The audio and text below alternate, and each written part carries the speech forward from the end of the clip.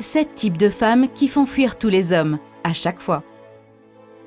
Vous pensez que cette attitude est craquante? Elle ne l'est pas. Dans la relation idéale, nous laisserions notre partenaire ne voir que nos meilleurs côtés. Mais dans une relation réelle, nous les laissons souvent voir tous les côtés, le meilleur et le pire de ce que nous avons à offrir. Et c'est compréhensible. Vivre avec quelqu'un, partager un compte en banque et le siège des toilettes, se voir tous les jours et toutes les nuits, peut devenir légèrement stressant. Il est simplement trop difficile de ne mettre en avant que nos 100% meilleurs côtés, 100% du temps. Mais quand bien même, baisser nos gardes face à l'homme avec lequel nous sortons est une chose. Adopter un comportement inconscient d'autosabotage en est clairement une autre.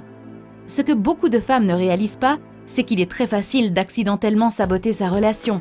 Pas besoin de pirater la boîte mail de votre partenaire pour enclencher tous les signaux d'alerte. Le simple fait d'adopter l'une des attitudes suivantes suffira. 1. L'emmerdeuse.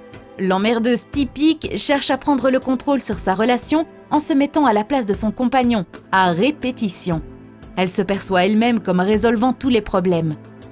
Comment reconnaître un homme amoureux qui cache ses sentiments? Bien que ses intentions soient louables la plupart du temps, dire constamment à son copain que sa manière de faire n'est pas la bonne n'est pas vraiment louable, mais plutôt exaspérant et agaçant. En tentant de le contrôler, elle sous-estime ses pensées, ses désirs et surtout son sentimental de compétence. Ce faisant, elle le prive d'une chose qui tient à cœur à chaque homme, sa virilité. La mère fait exactement ce que le terme nous indique. Elle materne son partenaire. Elle le choisit, elle est aux petits soins et elle s'inquiète pour lui. Elle pense qu'il ne peut rien faire de mal. Peut-être lui a-t-elle même acheté un costume marin et des chaussettes hautes pour son premier jour de boulot. Elle est aussi très occupée par le baromètre émotionnel de leur relation. Ça peut paraître sain, mais ça ne l'est pas vraiment. La mère porte toute la relation, ses joies, ses chagrins, ses hauts et ses bas, sur ses épaules. Elle en porte la pression toute seule. Il est de son devoir de faire en sorte que la relation fonctionne. Elle n'a de cesse de se demander comment il se sent, où il en est, s'il va bien et ce qu'elle peut faire pour l'aider. Le problème en adoptant un tel rôle est double. D'abord, une petite amie ou une épouse se comportant comme la mère de son partenaire ne l'amènera qu'à se rebeller. Après tout, c'est ce que font les enfants. Et puis, il est injuste qu'une femme ait à dorloter un homme adulte comme un bébé. Peut-être sera-t-elle à l'aise avec cela au début, mais elle finira par développer une forme de ressentiment. 3. La tentatrice. La tentatrice est une charmeuse, toujours capable d'attirer les hommes dans ses bras.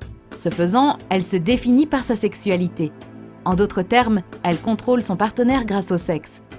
La raison expliquant que ce rôle sabote une relation est que la femme se retrouve essentiellement à manipuler et à faire chanter son partenaire. S'il veut une relation sexuelle, il doit faire ce que veut sa tentatrice. Et je ne pense pas me tromper en disant que toute relation fondée sur le chantage ne fonctionnera pas bien longtemps. 4. La demoiselle en détresse. Le concept de demoiselle en détresse est extrêmement simple. Le garçon rencontre une fille, le garçon sauve la fille et la fille vit heureuse pour toujours. Ça a peut-être l'air romantique, facile et fructueux, mais ça ne marche qu'un temps. Sur le long terme, une demoiselle ne peut pas toujours être en détresse, à moins qu'elle ne soit une actrice de sitcom, et un homme ne peut pas toujours agir en héros. C'est beaucoup trop épuisant et irréaliste des deux côtés. L'homme finit souvent par développer une forme de ressentiment à l'égard de sa compagne. 5. L'allumeuse. Nous avons tous, à un moment ou un autre, connu une allumeuse, ce type de personne qui nous allume pour finalement s'en aller juste au moment de conclure. Bien que cela ne sabote pas une relation si c'est fait avec modération, le fait d'en abuser peut conduire à un sentiment de frustration. Allumer, c'est drôle au début, mais ça finit vite par devenir lassant. Le fait de trop allumer son partenaire revient à ériger un mur séparant les deux partenaires d'un couple. Un obstacle qu'ils sont ensuite incapables de surmonter parce qu'ils sont complètement déconnectés. Il se sentira insatisfait et insuffisant, tandis qu'elle se sentira isolée. Tous deux auront l'impression de ne pas pouvoir s'exprimer ouvertement et honnêtement. 6. La comptable. La comptable est obsédée par l'égalité au sein de la relation, une égalité totale et complète. Une femme adoptant ce type de rôle pourra en arriver à surveiller qui paie quoi et quand. Certaines comptabiliseront même à l'euro près ou prendront en considération chacun des salaires. Le problème étant qu'une relation n'est pas une entreprise, il s'agit de plaisir. Lorsque le couple n'est pas perçu comme quelque chose d'agréable, toute vie intime tombe à l'eau et l'amour devient juste un dommage collatéral. 7. La princesse. Quand une femme joue le rôle de la princesse, l'amour l'intéresse peu puisqu'elle ne se soucie que d'être adorée et mise sur un piédestal. Pour le dire simplement, la princesse souhaite épouser un homme qui la voit comme un trophée. Les femmes qui adoptent un tel rôle ne privent pas simplement leur partenaire du bonheur, leur relation étant vide et uniquement destinée à être un spectacle, mais s'en privent elles-mêmes aussi, se coupant de toute forme d'amour et de connexion réelle. Finalement, toutes les femmes ont déjà joué l'un de ces rôles, et les hommes jouent aussi leur propre rôle. Adopter l'un de ces rôles momentanément n'affectera probablement pas votre relation.